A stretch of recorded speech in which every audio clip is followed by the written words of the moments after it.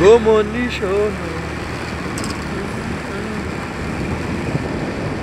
আসসালামু আলাইকুম viewers, American Cambodia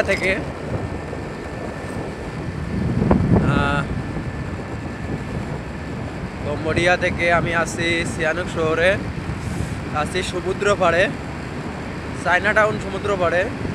China town দেখেন, এই জায়গার নামটাই চায়না টাউন, কারণ দুই পাশে শুধু বিল্ডিং আর বিল্ডিং, সব চাইনিজদের কোম্পানি, বড় বড় কোম্পানি সব চাইনিজদের, এই জন্য এটার নাম হয়েছে চায়না টাউন।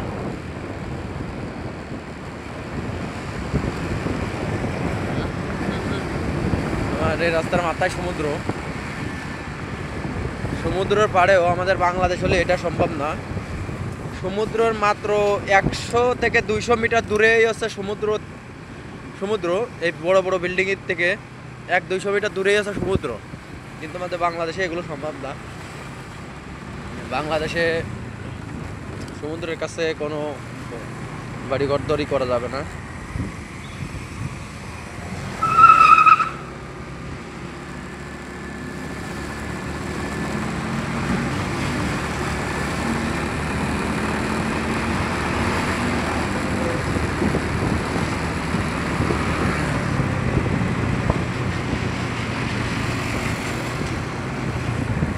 তো এই যে ঢুকলাম সমুদ্রর একটু রাস্তা ঘুর, 100-200 মিটার রাস্তা।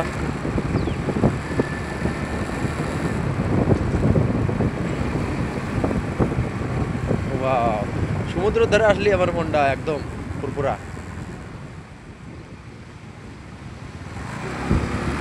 এই যে সমুদ্রের সাইড দিয়ে নারকেল গাছ, বাবলা গাছ।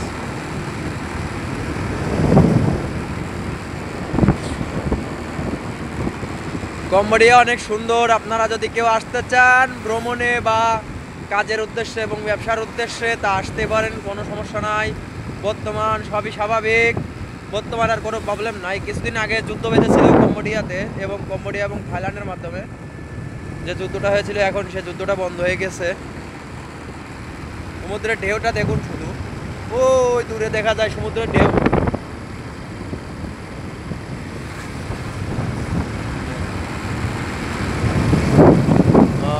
আমি কাছে যাইতে পারতেছি না, আর একদিন কাছে যাই ভিডিও করবো সমুদ্রের।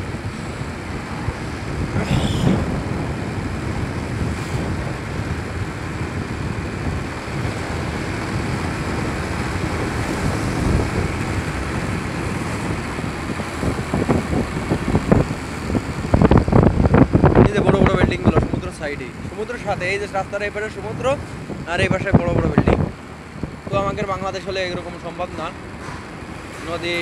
নদীর থেকেও অনেক বড় বড় যেসব নদী আছে, সেই নদীর থেকেও অনেক দূরে দূরে ঘর বাড়ি করা। সমুদ্র দেখেন, শুধু সমুদ্র।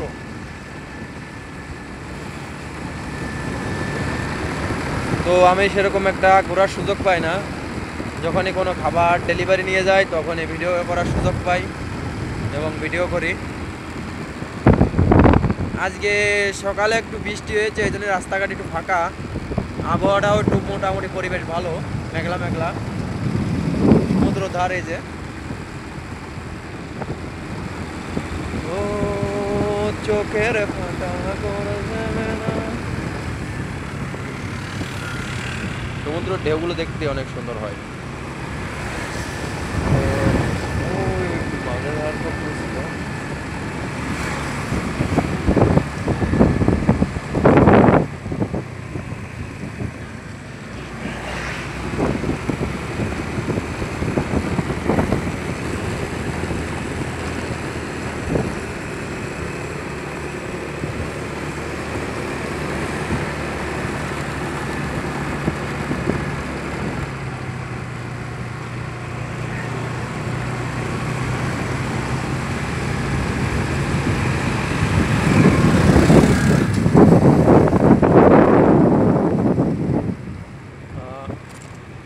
সমুদ্রের গর্জন শুনতে রাতের দেখতে সব থেকে ভালো,